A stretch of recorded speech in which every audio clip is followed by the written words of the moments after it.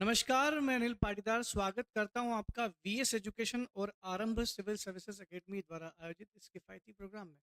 दोस्तों, आप देख रहे हैं VS Aarambh batch for English medium 2024 MPPSC pre plus mains plus interview. आपको पता होगा कि हमारा जो सिलेबस है वो नया आ चुका है, चेंज हो चुका है। एग्ज़ाम डेट भी पोस्टपोन हो चुकी हैं। जून में आपकी एग्ज़ाम होने वाली है। नया कैलेंडर आ चुका है, आप देख सकते हैं। और आज के यह क्लास हमारी जो है ये यूनिट नंबर 5 जो कि Indian polity plus Madhya Pradesh polity से जुड़ी हुई है। इंडियन पॉलिटी के सारे टॉपिक आप देख सकते हैं, आपको लिस्ट में मिल जाएंगे। सारे टॉपिक में करवा चुका हूँ, कोई ऐसा टॉपिक जो इंडियन पॉलिटी का है और रह गया ऐसा कोई नहीं रहेगा, एक ऐसा कोई भी नहीं बचा हुआ है। आज से हम शुरू करने वाले हैं Indian political system, sorry Madhya Pradesh political system या मध्य प्रदेश एडमिनिस्ट्रेटिव सिस्टम। तो एमपी पॉलिटी में एक्चुअल में क्या आता है, what is the polity of Madhya Pradesh. पहले उसको समझने की कोशिश करते हैं। टॉपिक हमारा रहेगा एमपी पॉलिटी। एमपी पॉलिटी को समझने से पहले हमें समझना पड़ेगा, एक हायरार्की समझ लेते हैं अगर ये समझ में आ गई हो। क्योंकि मैं ऑलरेडी कुछ चीज़ें आपको बता चुका हूँ, बेसिक्स आपके क्लियर है, इस वजह से आपको समझने में इतनी प्रॉब्लम्स नहीं आएंगी। अगर मैं मध्य प्रदेश पॉलिटिकल सिस्टम की बात करूं,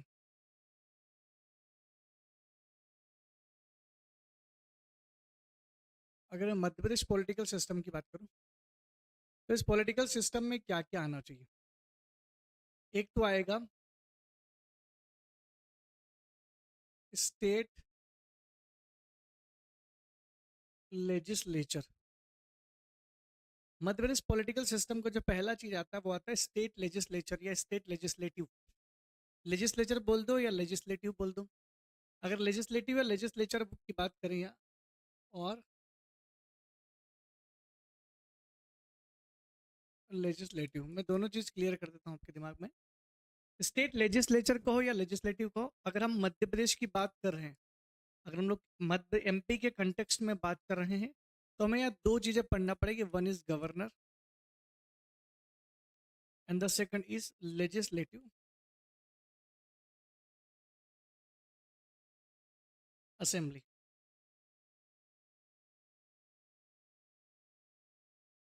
one is governor and the second is legislative assembly.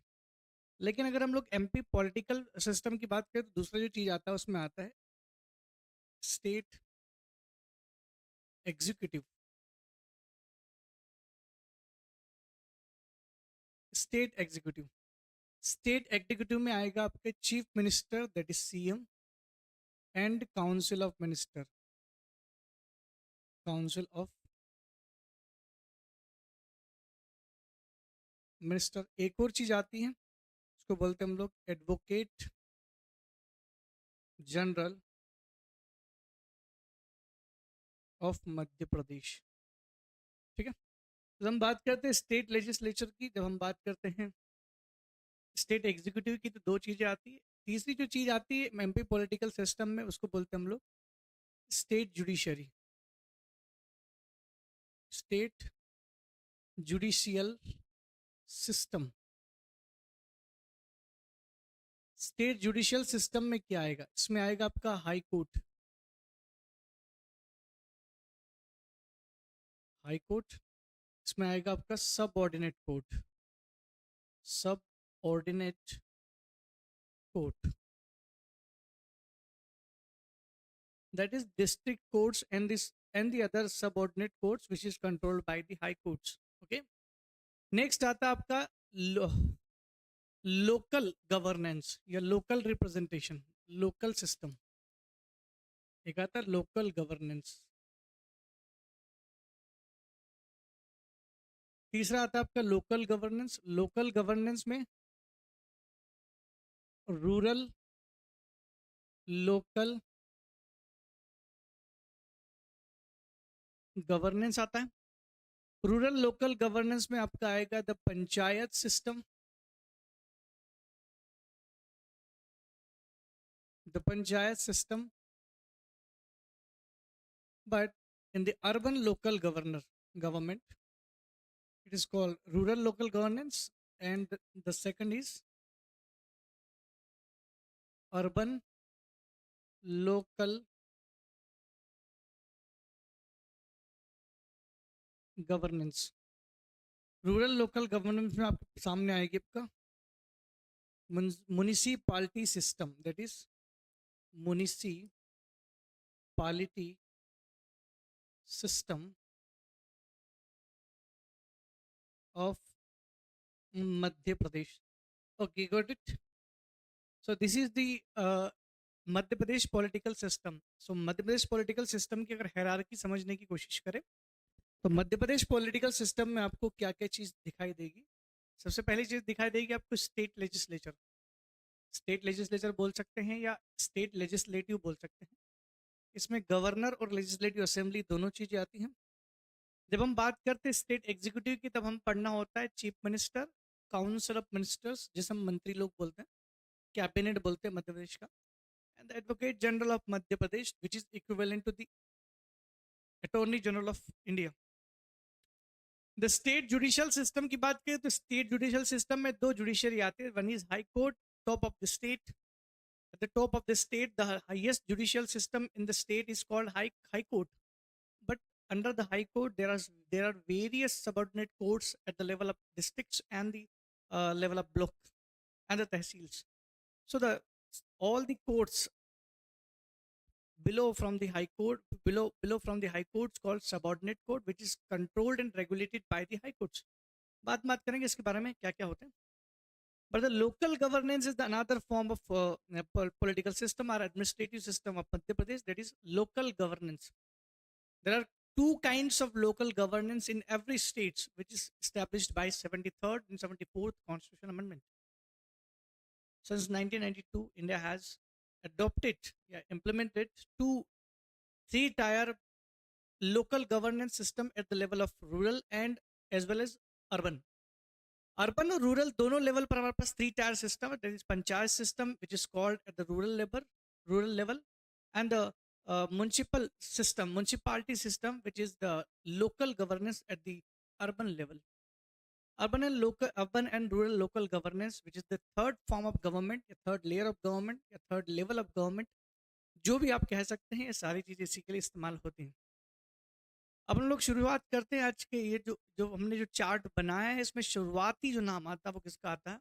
वो आता है स्टेट लेजिस्लेचर का आता है, जिसमें हम गवर्नर और लेजिस्लेटिव असेंबली पढ़ेंगे।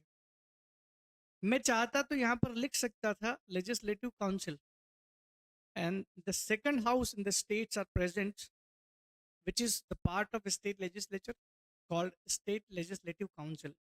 मैंने आपको क्लास के दौरान स्टेट लेजिस्लेचर में सब कुछ पढ़ाया था, आपको तीनों चीज पढ़ा दी थी, पावर्स एंड फंक्शंस सारी। लेकिन Madhya Pradesh has one legislative body, that is legislative assembly. Madhya प्रदेश में लेजिस्लेटिव काउंसिल है ही नहीं। Only six states in India have two bicameral legislature. Bicameral का मतलब होता है जहाँ पर दो हाउस है लेजिस्लेचर के, एक होता है लेजिस्लेटिव काउंसिल और एक होता है legislative assembly. Council is the upper house and the assembly is the lower house, but the Madhya Pradesh has only lower house. There is no upper house in the Madhya Pradesh.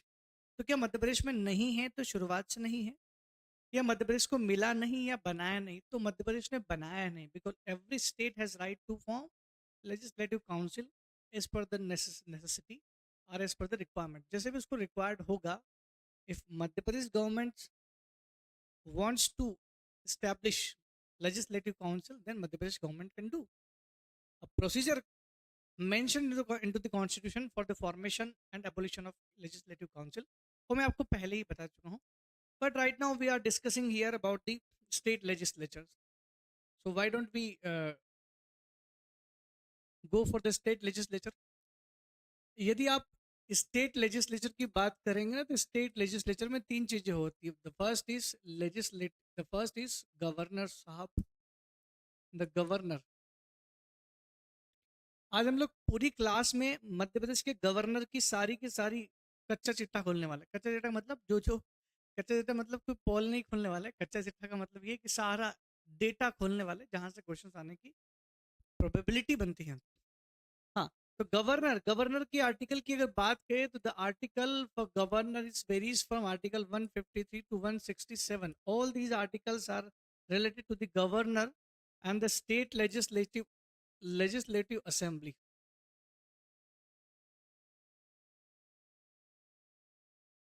Legislative assembly,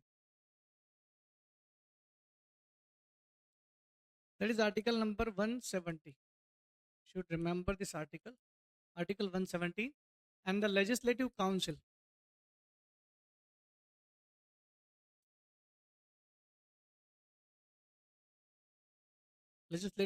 that is the article number 169 and as well as article number 171.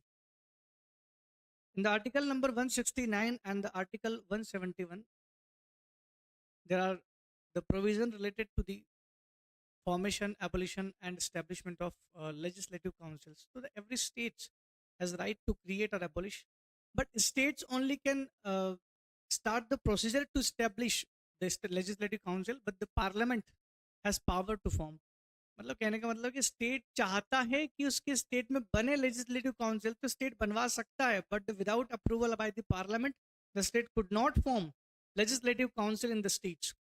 But हम इस पर discuss नहीं करेंगे because Madhya Pradesh में ये second house नहीं है. Already मैं इस पर डिस्कस कर चुका हूँ, आप क्लासेस देखिएगा स्टेट लेजिस्लेचर की. ये एमपी पॉलिटी वाला सेगमेंट है, सो इसमें हम लोग केवल मध्य प्रदेश की पॉलिटिकल सिस्टम की ही बात करेंगे. तो आई थिंक आप समझ गए होंगे. तो मैं बात करने वाला हूँ आपसे गवर्नर के बारे में. अब बात कर लेते हैं गवर्नर साहब के बारे में. ये तो हमारा चार्ट हो गया था, आपको पढ़ना होगा गवर्नर साहब के बारे में. As we all know that governors varies from article 153 to article 167. बहुत सारे आर्टिकल्स हैं जिसमें इंपॉर्टेंट बात कही गई है.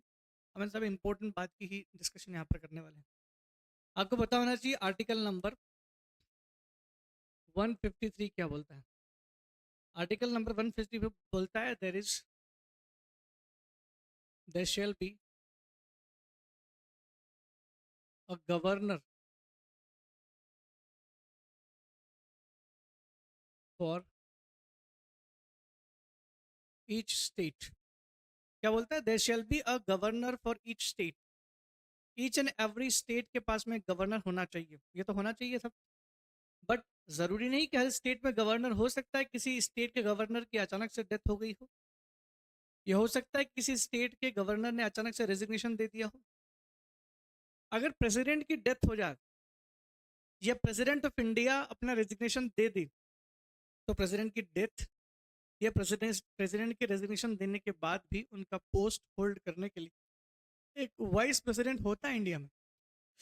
तो हम ये नहीं बोल सकते कि प्रेसिडेंट की जो पोस्ट है वो कभी खाली रहेगी, बिकॉज एक असिस्ट करने वाला एक पर्सन होता है, that is called vice president of India. But there is no person who assist the governor after the vacancy of governor post. If the sudden vacancy of governor post, क्या होगा? State government का main मुखिया जो होता है, head होता है, वो तो गवर्नर होता है. यदि गवर्नर की पोस्ट अचानक से खाली हो जाती है, वेकेंट हो जाती है, तो उसका कोई असिस्टेंस हमने ये नहीं बनाया कि कोई डेप्यूटी गवर्नर बना दिया हमने, जैसे वहां पर होता है ना. ऐसे हमारे यहाँ पर डेप्यूटी गवर्नर जैसा सिस्टम नहीं होता है, ओनली वन गवर्नर होता है. तो फिर गवर्नमेंट को लगा कि अगर ऐसी कुछ वैकेंसीज आई, तो चूंकि यहाँ लिखा है कि they shall be a governor for states, every states, ऐसे में अचानक से गवर्नर बनाना बहुत आसान बात नहीं कि गवर्नर को ऐसे बना दिया जाएगा. फिर उन्होंने इस पर 7th कॉन्स्टिट्यूशनल अमेंडमेंट 1956 किया. By this 7th constitutional amendment 1956 क्या जोड़ा गया? A person can be a person can be the governor of more than one state. A person can be the governor of more than one state. एक इंसान एक साथ एक से ज्यादा स्टेट्स का गवर्नर हो सकता है. But there's a thing which is very important, that the governor could not be paid twice salary. उसे दो बार दो सैलरी नहीं दी जाएगी. The salary and allowance are fixed by the president when a governor serving for more than one state.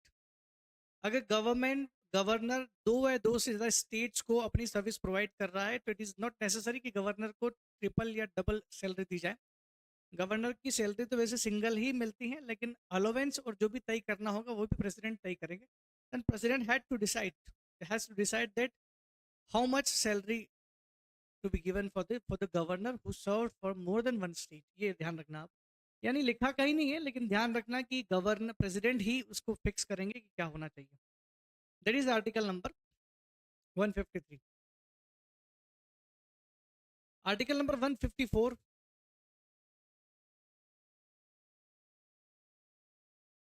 Article number 154 की बात करें तो इसमें बोल सकते हैं कि governor is the head of the executive of state. The governor is the head of the executive of state.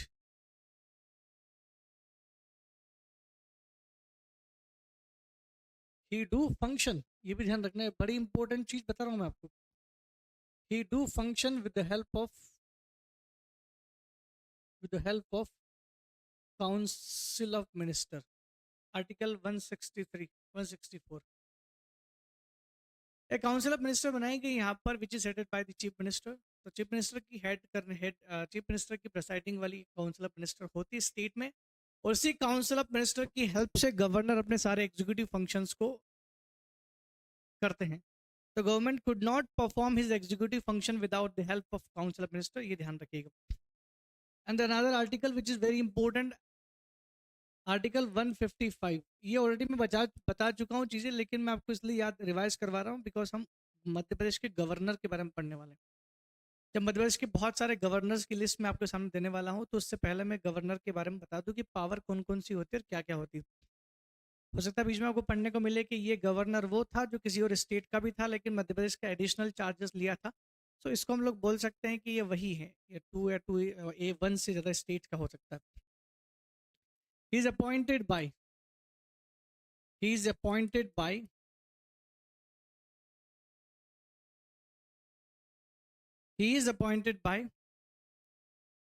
president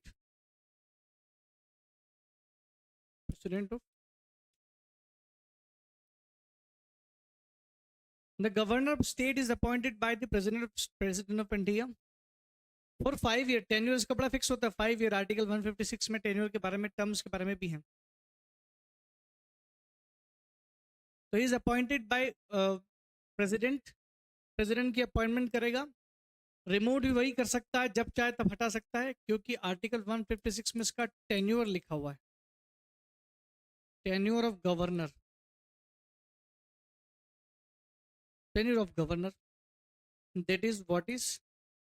that is 5 year from the date of oath. 5 years. उसकी जिस जिस दिन से वो शपथ लेगा ना, ओथ लेगा, उस दिन से 5 year तक उसका टर्म्स रहेगा, तब तक वो अपनी पोस्ट को होल्ड कर सकता है. That is the power of governor. That is the governor. Article 156. और 5 year से पहले कभी भी हटा सकते. He can be removed from president without any reason. He can be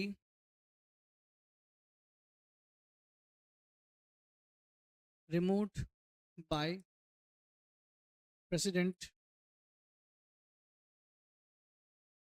any time without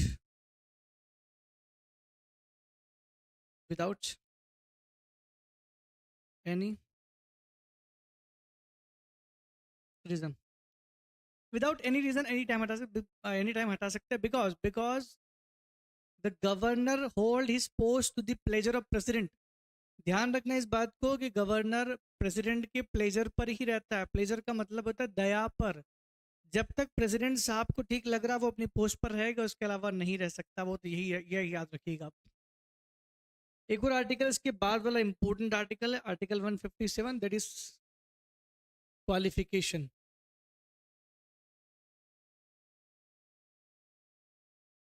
That is qualification.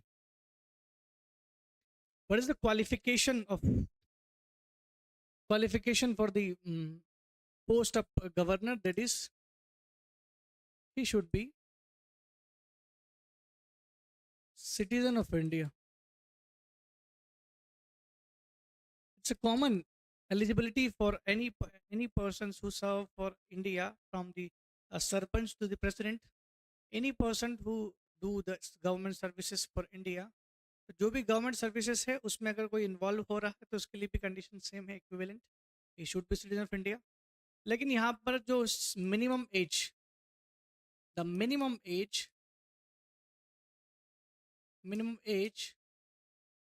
is 35. The person should have to complete 35 year before uh, appointment. Appointment की दिन से एक दिन पहले भी अगर वो 35 का हुआ तो दैट्स गुड, वो कर सकता है. अगर वो एक दिन भी लेट हो गया तो वो एलिजिबल नहीं होगा. He is not eligible for this post. No office of profit,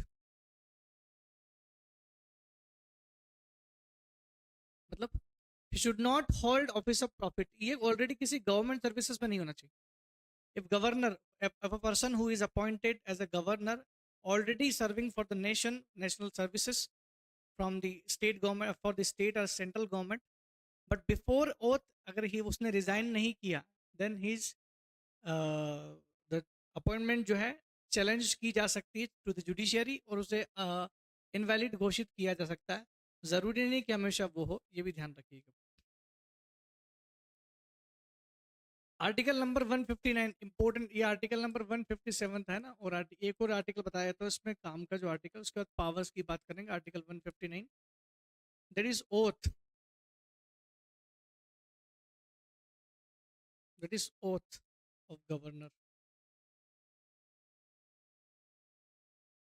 ध्यान रखना, the governor take oath from CJ of high court. मतलब chief justice of high court. CJ मतलब होता है चीफ जस्टिस. गवर्नमेंट उस स्टेट के हाई कोर्ट के जो चीफ जस्टिस होंगे उसके थ्रू ओथ लेता है. द गवर्नर होल्ड या take oath from the chief justice of high court. ये ध्यान रखने, हाई कोर्ट के चीफ जस्टिस से वो ओथ लेगा. अब बात कर लेते हैं पावर्स ऑफ गवर्नर. गवर्नर की पावर क्या क्या है? तो गवर्नर के पास इक्विवेलेंट पावर है as per the president has. President के पास जो जो पावर, इनके पास पावर है. क्या क्या पावर है इसको हम लोग डिस्कस कर सकते हैं. क्या क्या पावर है इनके पास में? पावर है executive power.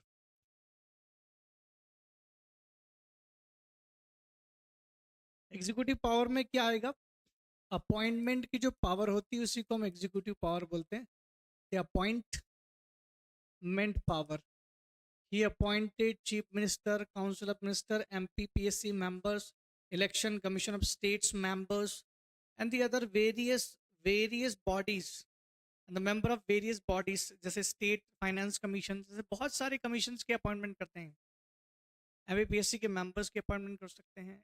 State SHRC state human rights commission के मेंबर के अपॉइंटमेंट करते हैं. So he do his executive power, या he exercise his executive power with the help of the subordinate persons who's appointed by him. जिनको उसने appoint किया उसके through तो काम करवाता है. तो गवर्नर की एग्जीक्यूटिव पावर हुई. ये तो पहली पावर. दूसरी पावर जो होती है उसको बोलते हैं हम लोग legislative power. Legislative power.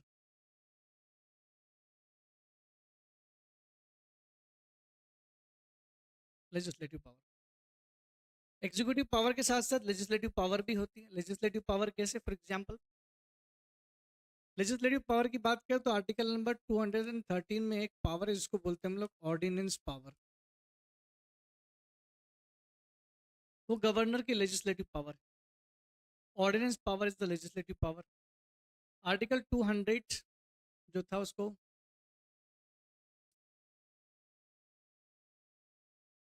Ascent any bill of legislature. Government के किसी भी बिल को वो असेंड कर सकता है, वो उसके पास पावर है, वो उसकी वो एक लेजिस्लेटिव पावर होगी। Another legislative power, article number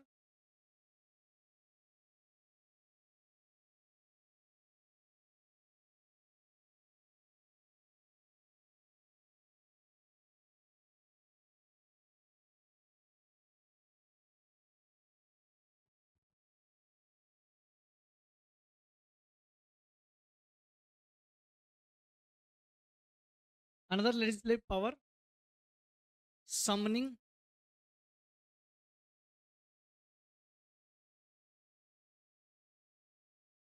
and prorogation of houses'। आपको पता है स्टेट लेजिस्लेचर में दो हाउस होते हैं। अगर मैं खाली मध्य प्रदेश की भी बात करूँ तो मध्य प्रदेश में एक ही हाउस होता है, लेजिस्लेटिव असेंबली। लेजिस्लेटिव असेंबली के Madhya Pradesh legislative assembly which is locally called Vidhan Sabha in Hindi. Vidhan Sabha के साल में 3 बार सेशन होते हैं, that is summer session, monsoon session and the winter session. तो समर सेशन को बुलाना हो या खत्म करना हो, बुलाने को बोलते हैं समनिंग करना, खत्म करने को बोलते हैं प्रोरोगेट करना। तो both the powers of summoning and prorogation is under the governor of the states. It dissolve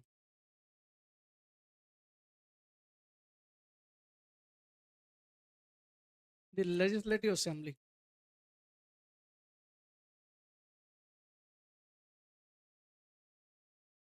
legislative assembly, क्या लेजिस्लेटिव असेंबली को डिसॉल्व कर सकता है? आपको आर्टिकल 171 याद होना चाहिए। He nominate 16 member in legislative council. Legislative council में 16 मेंबर को नॉमिनेट भी करता है गवर्नर। तो it is the legislative power of the governor, ये ध्यान रखिएगा।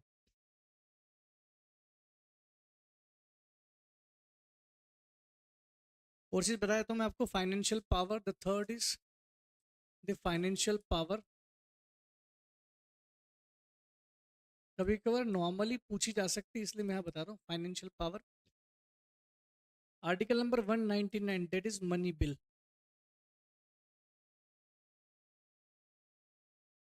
मनी बिल में जो पावर होती है वो गवर्नर के पास में होती है, because without without the prior permission of governor the money bill could not be introduced in the legislative assembly.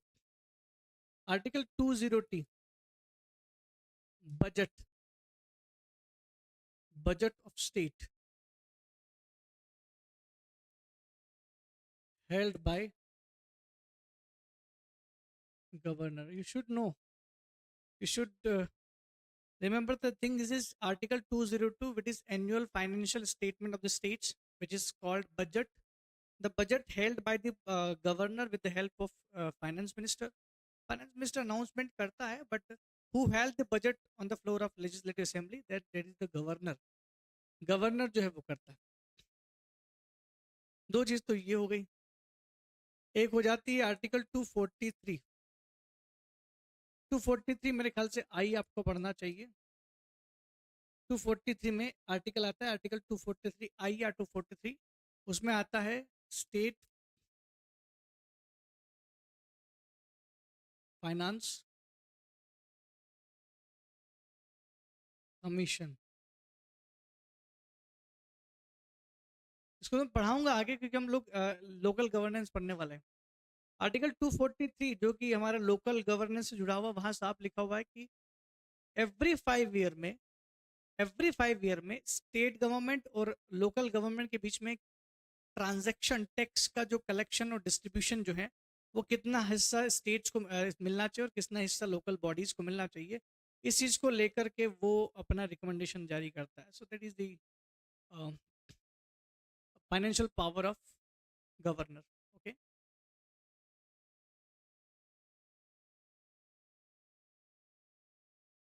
ठीक है, इतना हो गया है। नेक्स्ट जुडिशियल पावर, एक और लिख लीजिए, याद रहेगा। Next is judicial power. Judicial power, what is this judicial power of governor? The governor के पास जुडिशियल पावर आर्टिकल 161 में है। एक तो क्या है 161 में? Pardon power, pardon power.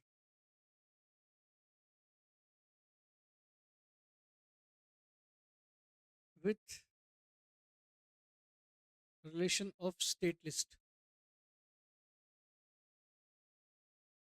ध्यान रखिएगा, the governor also has the same pardon power like president. The president has pardon power under article 72 as well as the governor also has the pardon power under article 161. Under this power, the governor can pardon any persons who is convicted या punished by the high court.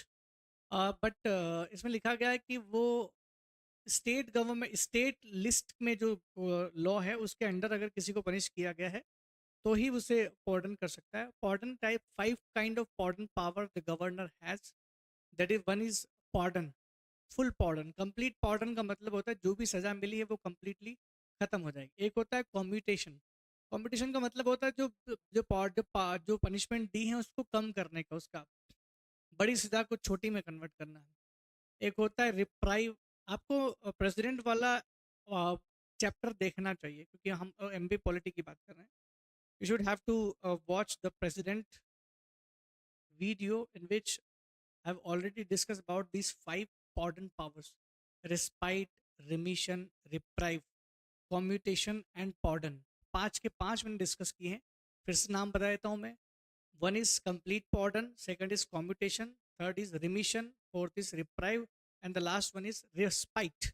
Reprieve, respite, remission, तीन तो are है, and the other is commutation and the pardon power. So the governor has 5 kind of pardon power which is similar to the president, but there is an exception. There is two exceptions in the power and the pardon power of president between the pardon power of president and the governor. The president can pardon the cases related to the army court, that is court martial cases, but the governor could not interfere in the court martial cases. And then the other is the president can pardon death penalty also, but the governor could not completely pardon death penalty. वो death penalty की फांसी को माफ नहीं कर सकते वो, है ना? हाँ, उसको कम कर सकते, he can reduce the power of, but could not forgive completely. Okay, so let's discuss about the current and the total governor of Madhya Pradesh. मध्य प्रदेश के अब तक के जितने भी गवर्नर रहे हुए हैं उनकी एक एक करके डिस्कशन करने की कोशिश करते हैं। कौन सा गवर्नर कब रहा, किसने क्या सर्व किया, इसकी क्या इंपॉर्टेंस रही। ठीक है, सबसे पहली बात करते हैं the first governor of Madhya Pradesh when the Madhya Pradesh formed first of November 1956, क्योंकि 1 नवंबर से ही तो हमारा मध्य प्रदेश बना था। तो 1 नवंबर 1956 टू 13th ऑफ जून 1957 सबसे स्मॉलेस्ट इनका टेन्योर रहा है। ये इवन मेनली 7 मंथ तक रहे, केवल 7 मंथ सर्विंग करने वाले थे। स्मॉलेस्ट टेन्योर था इनका। तो he is the first governor of Madhya Pradesh, governor of Madhya Pradesh. आपको ये नोट डाउन करना चाहिए, जो जो जानकारी एक्स्ट्रा में लिख रहा हूँ बोर्ड पे केवल वो आप ही लोगों के लिख रखा हूँ। बस यहाँ पर लिख सकता हूँ मैं smallest tenure as the governor. Okay, only 7 months. Only he served for only 7 months and 12 days. मैं एग्जैक्ट डेटा लिखाऊंगा आपको, इसलिए मैंने ऑलरेडी डेटा निकाल लिया है, तो मैं आपको एग्जैक्ट डेटा इसीलिए लिखा रहा हूँ ताकि कोई गलती ना हो। ठीक है, एक और चीज थी इसमें, he is also the member of legislative assembly, constituent assembly.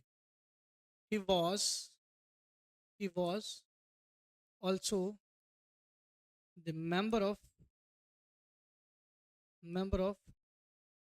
constituent assembly. So Mr. Pattabhi Sitaramayya, BP Sitaramayya बोलते थे उनको, Bhogaraju Pattabhi Sitaramayya, BP Sitaramayya. The full name is Bhogaraju, क्योंकि हो सकता है कभी कभी फुल फॉर्म पूछ लिया जाए, कोई भरोसा नहीं, बहुत सिली क्वेश्चंस भी आ सकते हैं। पीएससी का ऐसा है कि कभी कभार इतने ज़्यादा लेवल के क्वेश्चन आ सकते हैं कि आप कर नहीं पाओगे। कभी कभार इतनी इजी आ जाता है कि शायद हमने कभी पढ़ा ना हो, फिर अब बीपी पट्टा भी इस तरह में दे दिया कि पूरा नाम क्या है, तो हो सकता है हमने कभी भोग राजू ना पढ़ा हो। पट्टा भी तो हम लोगों ने फिर भी पढ़ के रखा हुआ। तो आपको यहाँ पर 3 चीज़ें यहाँ पर नोट डाउन करने के लिए बहुत ज़रूरी है। That is first is he is the first he was the first chief governor of Madhya Pradesh, and the second one is he is serving as the smallest governor of Madhya Pradesh, that is Pattabhi Sitaramaiya. और एक और चीज इनके बाहर इनके वाले की, he oath out of Raj Bhavan, he took a take oath out of Raj Bhavan। देखिए हमेशा जो गवर्नर ऑफ द स्टेट्स होते हैं वो अपनी जो ओथ होते हैं वो राजभवन भोपाल में लेते हैं। But he was the first person who first governor who but take oath in सेठ गोविंद दास भवन। अब आप कंफ्यूज हो गए, व्हाट इज दिस सेठ गोविंद दास भवन? That is high court of Madhya Pradesh, high court of MP, that is Jabalpur. Jabalpur में सेठ गोविंद दास जो थे उनके नाम पर है, ये उनके पिताजी ने उन्होंने मिलकर के बनाया था तो उसके नाम पर है, शायद सेठ गोविंद दास भवन इसको बोलते हैं, तो ये ध्यान रखिएगा। ठीक है। एक चीज उनके बारे में मिलती है कि इन्होंने मैगजीन छापी थी, मैगजीन, उसका नाम था कृष्णा मैगजीन, कृष्ण पत्रिका थी वो, इट इज कृष्णा मैगजीन। याद रखिएगा एक मैगजीन छापी थी इन्होंने जिसका नाम था कृष्णा, कृष्ण पत्रिका के ये प्रोप्राइटर बोल सकते हैं या संपादक बोल सकते हैं, जिन्होंने निकाली थी, निकालने वाले थे। The second person is Hari Vinayak Pataskar, Shri Hari Vinayak Pataskar. इनका नाम लिखा जाता था Padma Vibhushan Shri Hari Vinayak Pataskar, because he is the only governor of Madhya Pradesh who hold Padma Vibhushan, है ना। पद्म विभूषण लिए हुए तो 1957 से 65 के बीच का इनका टेन्योर था। इनके टेन्योर की बात करिए, सेकंड इन मध्य प्रदेश के सेकंड गवर्नर तो हैं, लेकिन सबसे लंबे, पहली बात तो ये लिख लो, सेकंड गवर्नर ऑफ मध्य प्रदेश, मध्य प्रदेश, और longest term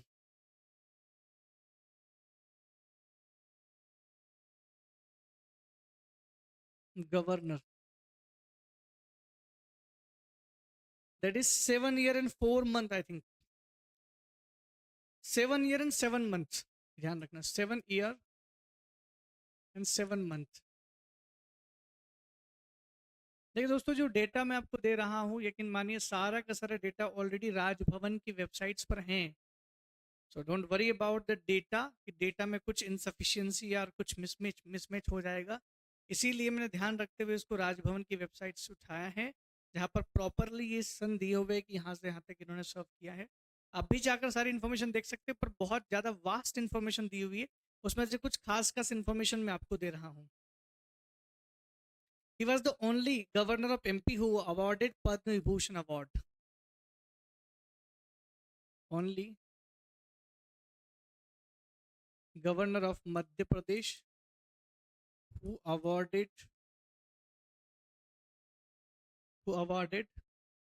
by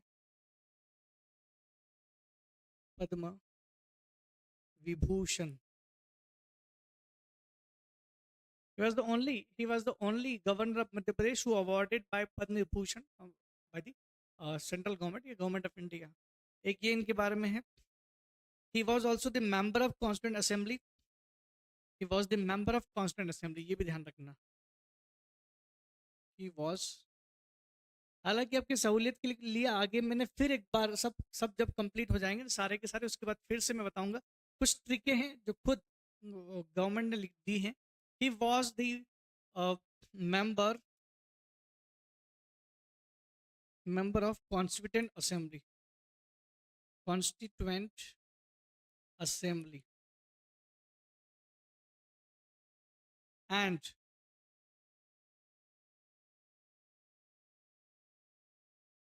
minister in the Pandit Nehru cabinet. Pandit Nehru cabinet, Pandit Nehru ji के कैबिनेट में मंत्री भी रह चुके हैं, तो it is the another achievements of this person. So the second governor of Madhya Pradesh, longest serving governor of Madhya Pradesh, that is 7 years 7 months, and only governor who who awarded by Padma Vibhushan from the central government. He was the member of Constituent Assembly and the minister in the Nehru cabinets.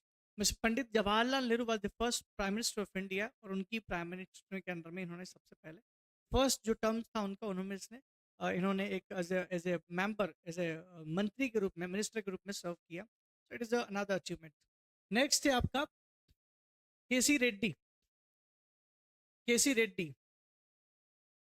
इनका जो पूरा नाम है श्री श्यामा बाली चेनगलराव रेड्डी. अब ये south Indian व्यक्ति है, तो इनका प्रोनाउंसिएशन जो है एक्चुअल नहीं हो पाएगा. अब एक्चुअल क्या बोले, Shyama Bali Chengalrao Reddy, that is KC Reddy. इन्होंने 2 बार as a chief governor of Madhya Pradesh 2 बार इन्होंने सर्व किया है. एक तो किया इन्होंने 11/2/1965 से लेकर 66 तक, ज़्यादा लंबा टर्म नहीं था, बट हाँ इन्होंने सर्व किया 1 साल तक. फिर इन्होंने सर्व किया 66 से वापस होल्ड कर लिया था, कुछ दिन के लिए बीच में एक एक्टिंग आए थे, और फिर 1971 तक इन्होंने वापस से मध्य प्रदेश के गवर्नर के रूप में 2 टाइम गवर्नर ऑफ मध्य प्रदेश रहे. 2 टाइम गवर्नर ऑफ मध्य प्रदेश रहे, that is KC Reddy.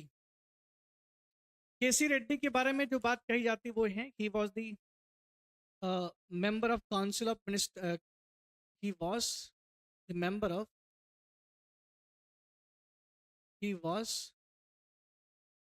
member of Constituent Assembly. ध्यान रखना, सब नहीं बने, कुछ कुछ लोग ही बने हैं असेंबली के member. He was the member of constituent assembly. दूसरा ये कि ही was the minister under the Nehruvian government. Minister under Nehru cabinet. ध्यान रखना, श्री नेहरू जी की कैबिनेट में इन्होंने एज अ मिनिस्टर सर्व किया है. और इनका है, ही was the chief minister of Mysore. Mysore का नाम आज तो कर्नाटक हो गया, but formally it is called Mysore. He was the CM of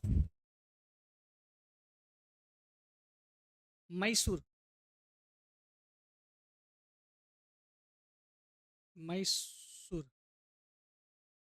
Mysore के चीफ मिनिस्टर रहे हैं. Mysore state, which is the present name of Mysore is Karnataka.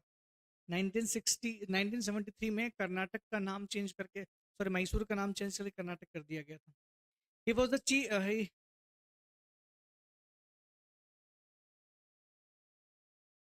He is the only governor who don't know Hindi. ये भी इनके बारे में मिलता है. ही is the only governor who don't know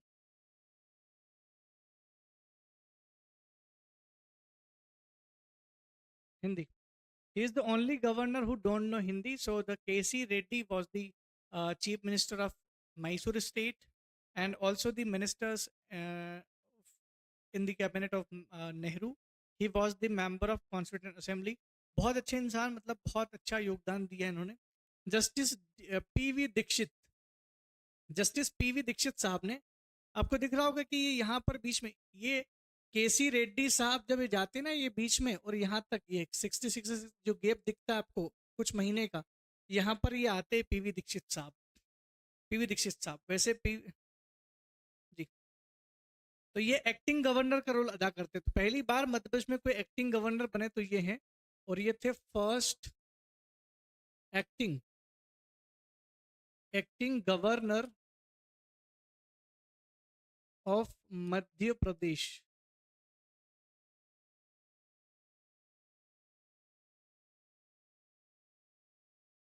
Madhya Pradesh, ठीक है। मध्य प्रदेश के पहले एक्टिंग गवर्नर थे 1966 से 1966, कुछ महीने, लगभग अप्रोक्स 6 मंथ का इनका टेन्योर था। 6 मंथ भी शायद 6 मंथ तो कंप्लीट कर लिया था, अप्रोक्स 6 मंथ का इनका वो था। और he was the chief justice of Madhya Pradesh. He was the chief justice of Madhya Pradesh. ध्यान रखना कि ऐसा कौन से गवर्नर के रूप में काम करने वाले इंसान थे जो चीफ जस्टिस ऑफ मध्य प्रदेश भी रहे हैं। दैट इज पीवी दीक्षित साहब। तो पीवी दीक्षित जो है वो एक्टिंग चेयरमैन भी रहे, एक्टिंग गवर्नर भी रहे हैं, but he was the chief justice of high court of Madhya Pradesh. ध्यान रखिएगा। नेक्स्ट है श्री सत्यनारायण सिन्हा। सत्यनारायण सिन्हा का नाम इसलिए इंपॉर्टेंट रखा जाता है, माना जाता है, क्योंकि बिकॉज एस एन सिन्हा साहब उस समय मध्य प्रदेश के गवर्नर थे जब पहली बार मध्य प्रदेश में इमरजेंसी लगी थी। First time emergency, first time president rule. Emergency में प्रेसिडेंट रूल बोलते हैं इसको, president rule apply in his tenure. इसलिए इनको याद किया जाता है कि पहली बार 1977 में मध्य प्रदेश में प्रेसिडेंट रूल लगा था और सरकार गिर गई थी। That is Shyama Charan Shukla was the chief minister of Madhya Pradesh, who was the son of Ravishankar Shukla. तो उनके टाइम पे ये हुआ था। सत्यनारायण के बारे में एक और बात है कि ही इज द मैम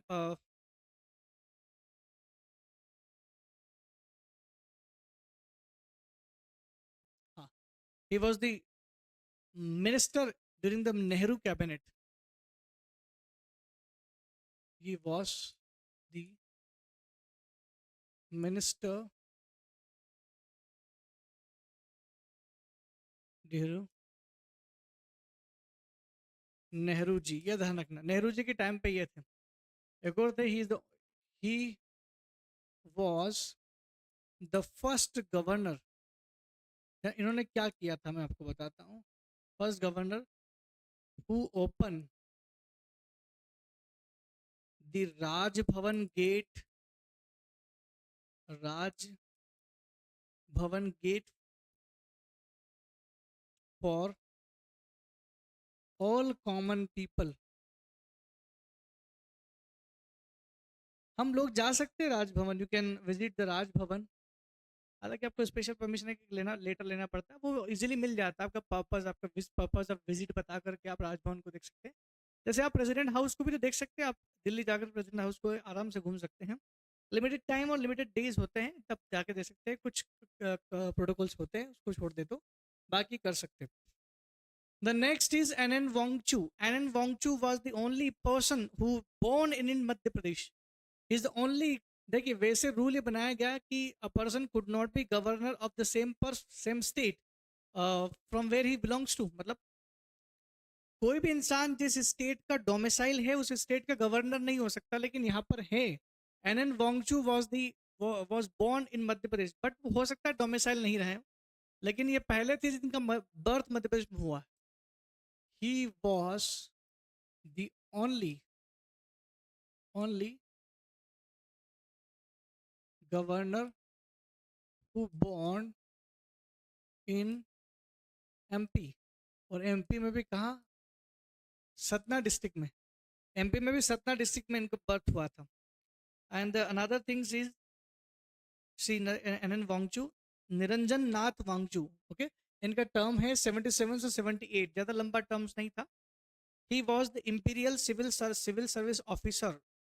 ये अंग्रेजों के जमाने में ऑफिसर थे। He was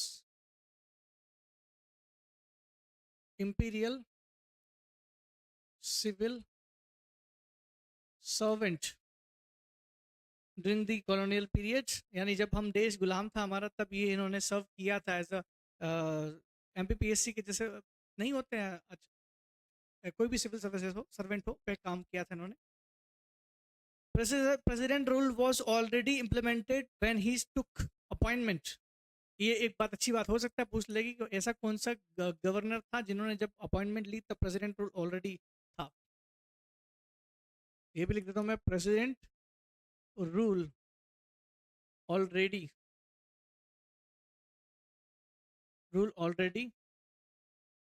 implemented when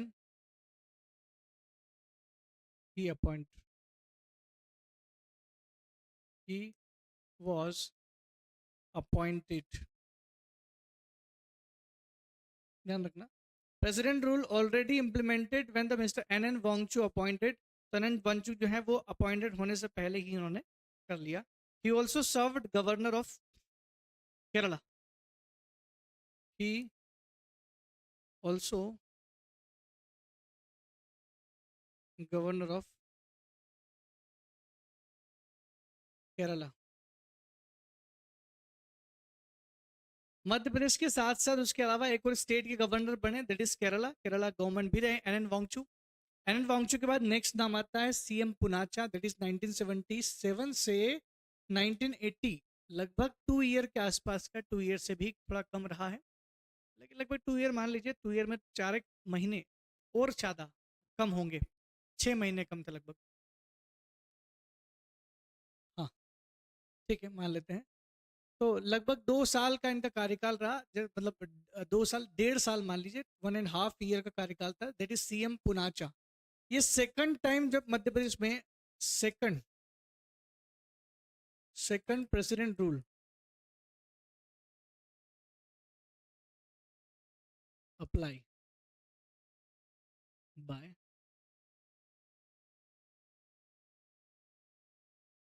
during his tenure. ध्यान रखिएगा, इनके टेन्योर में दूसरी बार हमारे मध्य प्रदेश में दूसरी बार का जो लगा था प्रेसिडेंट रूल 1980 में, when the Indira Gandhi was the prime minister of India. पहली बार जब लगा था तब Morarji Desai was the prime minister of India. तो CM Punacha was serving from 1978 to 1980. He was the member of constituent assembly. ये लास्ट इनके बाद कोई कॉन्स्टिट्यूएंट असेंबली का मेंबर नहीं रहा, ठीक है. कुछ मेंबर, कुछ ही लोग तो रहे. ही was the member of constituent assembly. ध्यान रखना, he was the member of constituent assembly, that is CM Punacha. And CM Punacha also served governor of Odisha.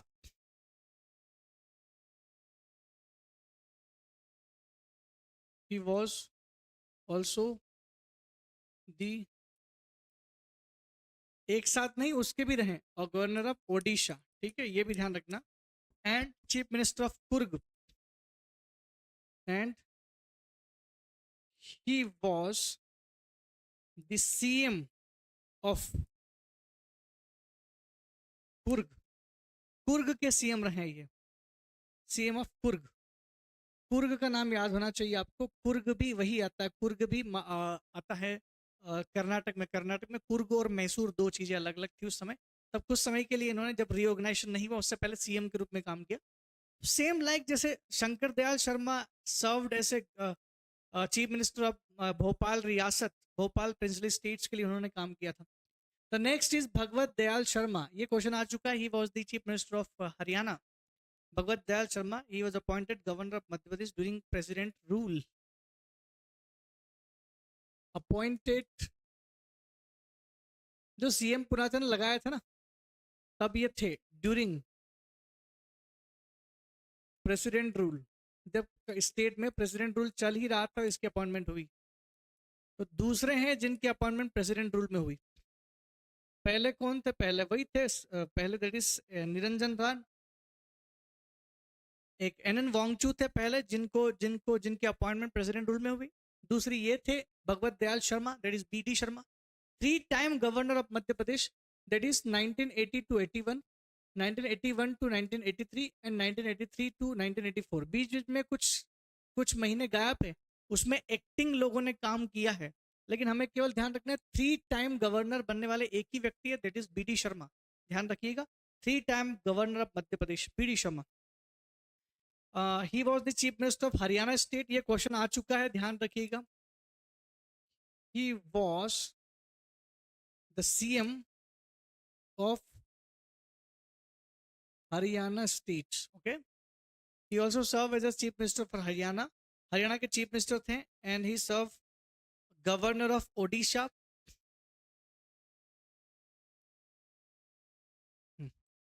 3 time governor, तो याद हो गया आपको ये तो है ना, 3 time governor. Also governor of Odisha. मैं जो जो लिखता जा रहा हूँ उसे मेंशन करिएगा, काम की चीज है। The B Sharma was also the governor of Madhya Pradesh, governor of Odisha as well as Madhya Pradesh के साथ साथ, मध्य प्रदेश के ऐसा नहीं कि दोनों के एक साथ रहे, अलग अलग टाइम पे अलग अलग रहे, ये ध्यान रखिएगा। The next one is GP Singh, acting. Acting जब जब वो बी शर्मा की 2 गैप हुए ना, उसमें देखो 1981 टू 81 बीच में बी शर्मा की गैप में यही रहे, 81 टू 81 ये वाला, और दोनों बार वो यही रहे जीपी शर्मा, जीपी सिंह। सबसे शॉर्टेस्ट पीरियड बोल सकते हैं हम इसको। Twice he was appointed as the acting governor, twice, twice appointed as only acting governor. ये कभी पूरी तरह से गवर्नर बने ही नहीं, ये हमेशा एक्टिंग गवर्नर ही बने। Chief justice of Madhya Pradesh high court, MP high court के चीफ जस्टिस, देखिए चीफ जस्टिस ही एक्टिंग गवर्नर दिखेंगे आपको। ही was the chief justice of High Court. He was the Chief Justice of High Court also. Chief.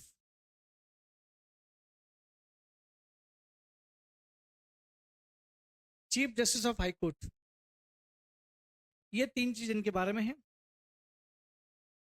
हाँ, next है Madhya Pradesh law commission, ये भी ध्यान रखना। He was also appointed for MP law commission. हो सकता है एक क्वेश्चन आ जाए कि कौन सा ऐसा गवर्नर रहा जो एमपी लॉ कमीशन का हेड भी बना, तो मध्य प्रदेश लॉ कमीशन में भी ये चेयरमैन बनाए गए थे। नेक्स्ट है case K M Chandy, that is K M Chandy. He also appointed lieutenant governor Puducherry and also serve as a governor of Gujarat. K M Chandy का जो टर्म देखो 2 बार बने थे। He was the chief governor during 1984 to 1987 and 87 to 89, बीच में एक acting आ गया था। तो के एम चांडी क्या थे? During Bhopal gas tragedy, Bhopal gas tragedy के बारे में सुना होगा आपने, 19 दिसंबर 1984 की, देखो दिसंबर 1984 में थे ये, दिसंबर 1984 में हुई थी वो। और दैट इज वेरी, उसको मतलब क्या बोले उसके बारे में, बहुत बड़ा एक घटना हुआ था जिसके बारे में जब भी जिक्र करते हैं, if you are Bhopali then you, आपके जहन में हमेशा ये बात रहेगी कि इतना बड़ा घटना एक शहर के अंदर हो गया और हजारों लोगों की डेथ हुई थी, और इसमें बहुत सारी लेक ऑफ बोले तो क्या लापरवाही की गई थी, बहुत सारी चीज़ें गलत हुई थी हमारे साइड से, गवर्नमेंट की साइड से, जिसका खामियाजा भुगतना पड़े। He was the LT governor, ये कुछ बातें इनके बारे में लिख लो। He was the LT governor of Puducherry. ये पुडुचेरी के लेफ्टिनेंट गवर्नर बने and also governor of Gujarat. So ये 3 जगह गवर्नर बन चुके थे, एक जगह के लेफ्टिनेंट गवर्नर, बाकी मध्य प्रदेश एंड गुजरात के permanent governor. Shrimati Sarla Grewal, first female chief governor of Madhya Pradesh, इनके बारे में 1989 से 1990 साल भर भी प्रॉपर तरीके से नहीं रहे, 1 महीना कम था। इनका ये थी female first female governor governor of Madhya Pradesh. She was the first female governor of Madhya Pradesh. And the next one is he was the second female in Indian administrative service, second female IAS officer, second female IAS after Anna George. The first female IPS officer was Anna George, and the second is Sarla Grewal, was this governor of Madhya Pradesh. Youngest governor of Madhya Pradesh, she was the youngest governor of Madhya Pradesh. I think 64 year की थी वो. She was youngest governor of MP. जैसे पुडुचेरी की लैल्टी governor बनी थी ना किरण बेदी, वो भाई आईपीएस ऑफिसर रही, इंडिया की फर्स्ट फीमेल आईपीएस ऑफिसर. उसके बाद उन्होंने सर्व किया उसके लिए. नेक्स्ट है हमारे सरला ग्रेवाल के बाद है के एम ए खान साहब हैं, कुंवर महमूद अली खान साहब. एम ए खान इनका नाम है. 1990 से 1993, 1990 से 1993 ये उस समय की बात है. कुंवर महमूद अली खान जब हमारे इंडिया में मध्य प्रदेश में तीसरी बार थर्ड प्रेसिडेंट रूल, जब मध्य प्रदेश में तीसरी बार प्रेसिडेंट रूल हुआ था 1992 में, तब ये थे. That is Kunwar Mahmood. Third president rule थे, first Muslim governor of Madhya Pradesh. एक इनके बारे में ये था कि first Muslim governor of MP, ये ध्यान रखना इनके बारे में. नेक्स्ट है doctor Mohammad Shafi Qureshi, second Muslim governor of Madhya Pradesh, Mohammad Shafi Qureshi. And एक और खास बात यह है कि इनके टाइम पे ही मध्य प्रदेश में वो लोकल गवर्नेंस इंप्लीमेंटेड हुआ था. He was from Jammu Kashmir. हो सकता है पूछ ले कहाँ से हैं. ये ओनली एक ही थे जो जम्मू कश्मीर से थे, शफी कुरैशी साहब. And also served as a governor of Bihar. Also governor of Bihar. एक चीज मैं बताना चाहूंगा आपको, 73rd अमेंडमेंट या पंचायत सिस्टम इंप्लीमेंटेड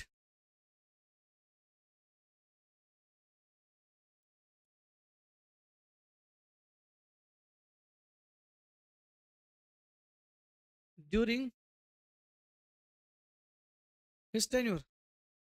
ये भी ध्यान रखना, हो सकता आ जाए कि पंचायत सिस्टम जो है इसी इन्हीं के टेन्योर में इंप्लीमेंट हुआ था. डॉक्टर भाई महावीर साहब, भाई महावीर, he born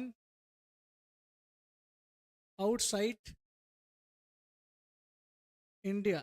इनका जन्म पाकिस्तान में हुआ था, लेकिन आफ्टर डिवाइडेशन ये इंडिया में आ चुके थे. आप बोलोगे पाकिस्तानी को कैसे, पाकिस्तानी नहीं थे, पाकिस्तान में जन्म हुआ था.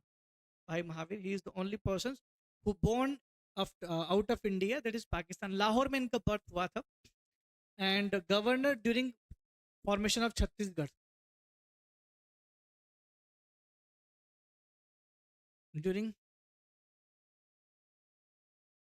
Formation of Chhattisgarh state. Okay, ये ध्यान रखना, during the formation of Chhattisgarh state.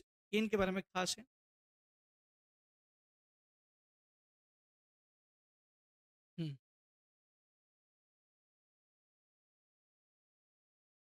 Founding member of Jansangh. Jansangh, Bharatiya Jansangh जो पार्टी थी ना, जो बीजेपी की जो पेरेंट पार्टी थी, उसके फाउंडर मेंबर में से एक थे. नेक्स्ट है हमारे श्री राम प्रकाश गुप्त. श्री राम प्रसाद गुप्त 2003 से 2004 के बीच में हुए थे. And he is the only governor who dead in his office. ये पहले थे. ही इज दी ओनली, अब तक जितने भी पढ़े हैं उसमें से कोई भी उनके ऑफिस में नहीं उनकी डेथ हुई थी. ही is the only governor, he was the only governor, he was the only governor who died in his office, his tenure, मतलब ऑफिस मतलब जब तक उनका टेन्योर चलता रहा, ये एक ही साल में उनकी डेथ हो गई थी. तो ये एक मात्र थे, ध्यान रखिएगा इनके बारे में. एंड द नेक्स्ट वन जो चीज इनके बारे में है वो है, ही was the chief minister of Uttar Pradesh. He was the CM of UP, ध्यान रखना यूपी के सीएम भी रहे, उसके बाद मध्य प्रदेश के गवर्नर बने. Next is that is Balram Jhakhar. Balram Jhakhar साहब 2004 से 2009 तक रहे. बलराम झाकर साहब, बलराम झाकर साहब की बात करें,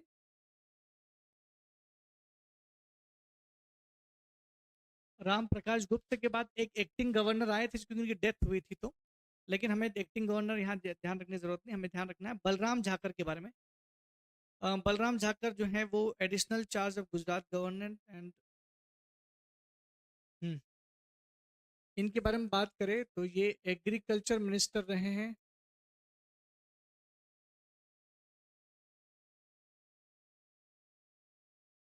दैट इज यूनियन, है ना, समझ जाओगे अब यूनियन में, यूनियन एग्रीकल्चर मिनिस्टर रहे हैं ये.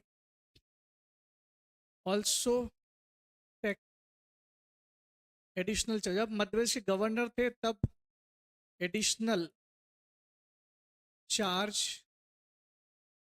As a Gujarat governor. Madhya Pradesh के साथ साथ एडिशनली गुजरात के गवर्नर भी रहे, तो ये भी ध्यान रखना कि also has additional charge of Gujarat government. उनका गुजरात का गवर्नमेंट गवर्नर के रूप में भी उन्होंने काम किया, मैं एमपी के साथ साथ. नेक्स्ट है श्री रामेश्वर ठाकुर. श्री रामेश्वर ठाकुर,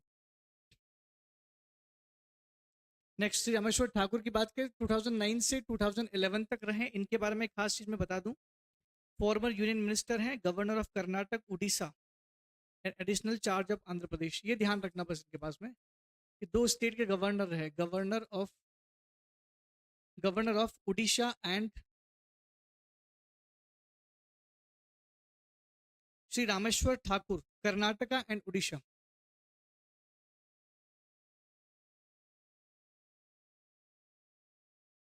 ये सारा डेटा मैं जो दे रहा हूं आपको, ये खुद राजभवन की मध्य प्रदेश की अपनी पर्सनल वेबसाइट्स पर भी हैं.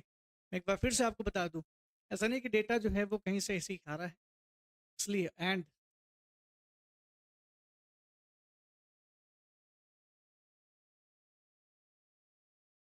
एडिशनल चार्ज ऑफ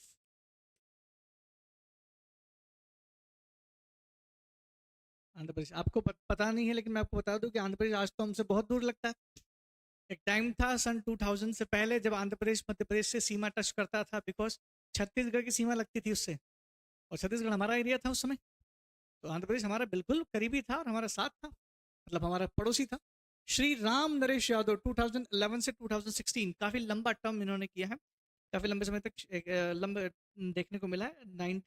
2011 से 2016 Ram Naresh Yadav, former chief minister of UP, CM of UP, ये ध्यान रखना. नेक्स्ट, छत्तीसगढ़ सब गवर्नर का काम किया छत्तीसगढ़ के लिए. ऑल्सो गवर्नर ऑफ सीजी, ये ध्यान रखना, छत्तीसगढ़ के गवर्नर के रूप में भी काम किया. और ओल्डेस्ट गवर्नर है मध्य प्रदेश के, ओल्डेस्ट, लगभग 83 ईयर के आसपास की एज बताते हैं कि उस समय इनका अपॉइंटमेंट हुआ था.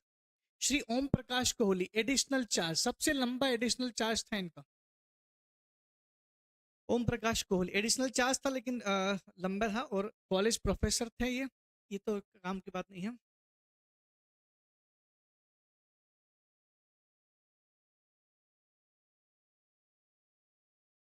Longest term as additional governor of MP, ये ध्यान रखना, है ना. Next, Anandiben Patel, she was the second female governor of Madhya Pradesh.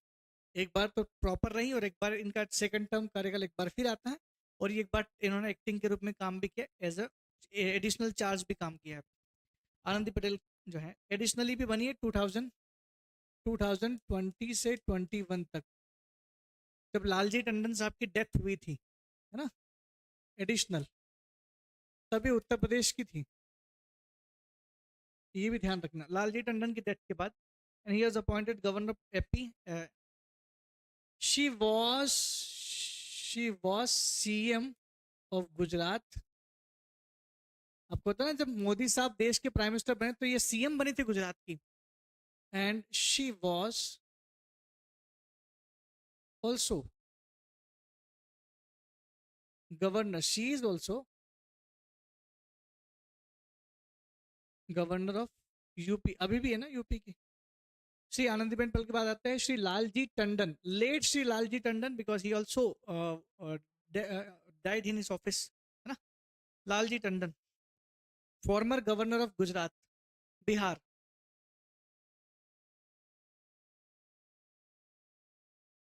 Governor of Bihar, in Madhya Pradesh के तो थे ही थे, बिहार के भी थे, ये भी ध्यान रखना। He serve also as a governor of Bihar, ठीक है, लालजी टंडन। और इनके बारे में कि he also dead in his office, Lalji Tandon. Next है प्रेजेंट, इनकी भी लिख सकते हैं।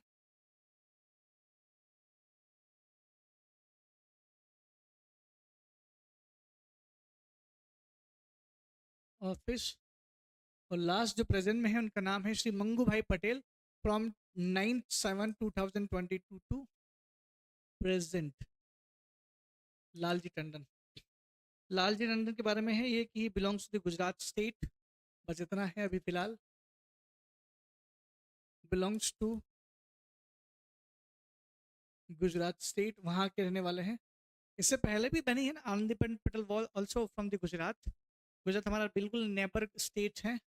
तो मंगू भाई छगन भाई पटेल, और 2021 से जब से लालजी टंडन साहब की डेथ हुई उसके बाद एडिशनल चार्ज के रूप में आनंदीबेन पटेल ने संभाला, फिर परमानेंटली आकर अभी तक 21 से लेकर अभी तक हैं, जब तक रहेंगे। कुछ इंपॉर्टेंट गवर्नर के बारे में जो लिस्ट मुझे मिली है वो भी मैं फिर बता रहा हूँ, फिर राजभवन से ही मिली है, इस लिस्ट में डेटा का कोई दिक्कत नहीं होने वाला है।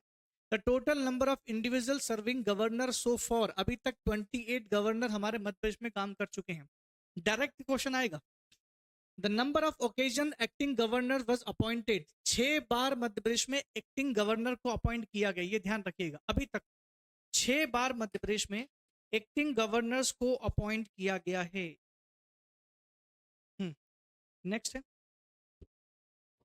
The only governor sworn outside the Raj Bhavan, that is Pattabi Sitaramaiya.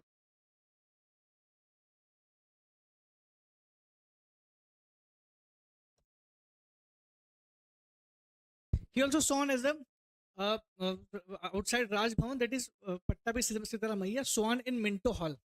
मैं आपको बता दूं, मैंने आपको ऑलरेडी यहाँ पे बताया था, he sworn in Jabalpur, but he sworn in Minto Hall. Minto Hall is the old Vidhan Sabha, ठीक है। बाकी सारे के सारे जो गवर्नर है उन्होंने अपना ओथ जो लिया है वो राजभवन में ही लिया है, केवल जो पट्टाभी सिद्धरामैया जो है उन्होंने बाहर लिया था मिंटो हॉल में। The youngest government on appointment is Shrimati Sarla Grewal, she was 61 year old when she hold the office of governor. The eldest governor on appointment, that is Shri Ram Naresh Yadav, when he was 83 years, he sworn as a governor of Madhya Pradesh. The only governor who born in the state, that is NN Wangchu, Satna district of Madhya प्रदेश में इनका birth हुआ था। यही एक थे जिनका birth Madhya Pradesh में हुआ था, मैं ऑलरेडी आपको इनके बारे में बता चुका हूँ। Only the governor who born outside the present India, that is Bhai Mahavir, Pakistan Lahore. इनका बर्थ जो है बिफोर इंडिपेंडेंस लाहौर पाकिस्तान में हुआ था, but after the independence, after separation, he come to India and serve as a governor of Madhya Pradesh during the period of Atal Bihari Vajpayee. Only the governor recipients of public title, that is H.V. Pataskar, Hari Vinayak Pataskar is the only governor of Madhya Pradesh who get Padma Vibhushan from the central government. The longest serving full-time governor of Madhya Pradesh is Hari Vinayak Pataskar, 7 years 7 months. आपको मैं already बता चुका हूँ, and 27 days. The shortest serving full-time governor of Madhya Pradesh, that is BP Sitaramaiya, 7 months and 12 days. बाकी जो कम है ना वो सब एक्टिंग है, ध्यान रखिए, एक्टिंग गवर्नर से वो. Next, the longest serving acting governor is O Prakash Kohli. सबसे बड़ा सबसे लंबे समय तक एक्टिंग गवर्नर, यानी एडिशनल चार्ज लिया तब भी एक्टिंग ही बोलेंगे, ध्यान रखना. एक्टिंग गवर्नर और एडिशनल चार्ज लेना अलग अलग नहीं है, दोनों एक्टिंग गवर्नर्स ही कैलकुलेट किए जाएंगे. Shri Om Prakash Kohli served as a 16 months and 14 days as acting governor, लगभग 1.5 साल तक काम किया. The shortest serving acting governor justice GP Singh 6 days के लिए भी काम किया था, और ये वही है मेरे ख्याल से जब बीडी शर्मा साहब जब बने थे 3 बार, तो उनके बीच में यही थे, एक बार 6 दिन के लिए बने थे. The first governor with civil service background, that is N Wanchoo, ये इंपीरियल सर्विसेज में थे, ये मैंने आपको बताया था इनके बारे में. The first female governor of Madhya Pradesh Shrimati Sarla Agrawal, second IAS officer थी हैं. The first governor to impose president rule, that is Shri S N. Sinha, जिसके टाइम पे लगा था. रट लेना इसको. Only governor with the chartered accountant qualification Shri Rameshwar Thakur, ये सीए थे. The only governor who was medical practitioner, that is BP Sitaramayya. BP Sitaramayya medical practitioners थे, ये उससे उस फील्ड से थे. The governor who don't know Hindi, that is KC Reddy. The KC Reddy is the only governor of Madhya Pradesh who don't know Hindi. The only governor who expired while in office, dead in office, that is Ram Prakash Gupta. एक और थे राम प्रसाद गुप्ता, बाद लालजी टंडन का नाम भी आता है. Governor with PG degree in science, that is Ram Kumar गुप्त एंड आनंदीबेन पटेल, इन्होंने अपनी साइंस से पीजी डिग्री किया था. The governor who have been lecturer और टीचर्स, कौन कौन से थे? Doctor Bhai Mahavir, Shri Rameshwar Thakur, Ram Naresh Yadav, Om Prakash Kohli and Anandiben Patel. ये आपको जो 5 नाम दिख रहे हैं, ये इन्होंने अपने कार्यकाल में टीचर के रूप में भी, लेक्चरर के रूप में भी काम किया. Then after they join the politics. The governor who have been governor of the other states, ऐसे कौन कौन से गवर्नर है जो अदर स्टेट के गवर्नर बने? 9 ऐसे गवर्नर आपके सामने हैं, तो ध्यान रखिएगा. एन वांगचू केरला के भी गवर्नर बने. आपको पता है एन वांगचू कौन थे, जिनका बर्थ एमपी में हुआ था, सतना में. सीएम पुनाचा उड़ीसा के भी रह चुके हैं ये गवर्नर, हालांकि कुर्ग के सीएम भी थे ये. That is K M Chandy, Gujarat के ये रहे थे के एम चांडी साहब. मोहम्मद शफी कुरैशी बिहार के भी गवर्नर रह चुके हैं. Doctor Balram Jhakhar, that is Gujarat के भी ये रह चुके हैं गवर्नर. श्री रामेश्वर ठाकुर उड़ीसा, आंध्र प्रदेश और कर्नाटक 3 जगह के रह चुके हैं. उड़ीसा और कर्नाटक के फुल टाइम गवर्नर और एडिशनल चार्ज में आंध्र प्रदेश में बता चुका हूं उनके बारे में. उसके बाद नाम आता है राम नरेश यादव एंड आनंदीबेन पटेल, दोनों छत्तीसगढ़ के गवर्नर के रूप में भी काम कर चुके, और आनंदीबेन पटेल तो यूपी के गवर्नर के रूप में भी काम कर रही हैं. Shri Lalji Tandon was also the governor of Bihar. ध्यान रखिएगा, इंपोर्टेंट डेटा है. The number of governor with doctorate qualification, जो डॉक्टर है 3 डॉक्टर है, doctor BD Sharma, doctor Bhai Mahavir, doctor Balram झाकर, 3 के पास डॉक्टरेट की. सोचो पीएचडी करना कितना बड़ा एक अच्छा ओहदा होता है कि आपको अलग से लिखना पड़ा कि डॉक्टरेट है. जैसे present CM doctor Mohan Yadav, doctor BD Sharma, doctor Bhai Mahavir and doctor Balram Jhakhar. Only governor who has been governor of 3 other states, वो थे श्री रामेश्वर ठाकुर, एकमात्र थे जो मध्य प्रदेश के साथ साथ 3 और स्टेट्स का भी इन्होंने गवर्नर के रूप में काम किया, आंध्र प्रदेश, उड़ीसा एंड कर्नाटक. ये ध्यान रखिएगा. The governor who have been both governor and CM of other state, ऐसे गवर्नर जो सीएम भी रहे और वो रहे गवर्नर भी रहे. श्री सीएम पुनाचा, ये सीएम पुनाचा उड़ीसा के गवर्नर रहे और कुर्ग मैसूर जो था उसके ये रहे हैं सीएम। और उसके अलावा BD Sharma governor of Orissa भी रहे और हरियाणा के सीएम भी रहे। और आनंदीबेन पटेल देखिए आप, आनंदीबेन पटेल जो हैं वो एक्टिंग गवर्नर ऑफ छत्तीसगढ़ भी रही है और एमपी की गवर्नर भी रही है, यूपी की गवर्नर भी रही है और गुजरात की सीएम भी रही हैं। तो आनंदीबेन पटेल का भी तो 3 ऐसे गवर्नर हैं जो सीएम गवर्नर दोनों रहे हैं, है ना, ये अलग अलग सीएम के, तो 3 स्टेट के सीएम रहे हैं। मतलब ऐसा नहीं, एमपी के साथ साथ दूसरे के सीएम, स्टेट के सीएम तो ऐसे तो और भी हैं, लेकिन दूसरे स्टेट के भी गवर्नर रहे और दूसरे स्टेट के सीएम भी रहे, वो हैं ये। The only governor who has been speaker of Lok Sabha, Balram Jhakhar Lok Sabha के स्पीकर रहे हैं 7th and 8th Lok Sabha.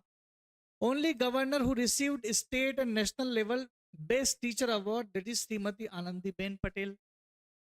Number of governor who were member of constituent assembly, कौन कौन, मैंने आपको बताया शुरुआत के 3 तो वही थे, पट्टाभी सिद्धरामैया, एचवी पाटस्कर, हरिविनायक पाटस्कर, केसी रेड्डी और सीएम पुनाचा। 4 लोग ऐसे थे जो मध्य प्रदेश के गवर्नर होते हुए थे, लेकिन पहले वो कॉन्स्टिट्यूएंट असेंबली के मेंबर भी रह चुके हैं। Next, the governor who have author of books, ऐसे गवर्नर जो किसी न किसी बुक के ऑथर रहे हैं, ऐसे 4 है, पट्टाभी सिद्धरामैया, बलराम झाकर, राम नरेश यादव और आनंदीबेन पटेल। ये ऑलरेडी बुक लिख चुके थे, ये बुक के राइटर भी थे। The governor authoring the maximum number of book, सबसे ज्यादा बुक जिन्होंने लॉन्च की थी वो थे सीतारमैया, 14 बुक उन्होंने जो है वो उसके ऑथर थे, वो लेखक थे।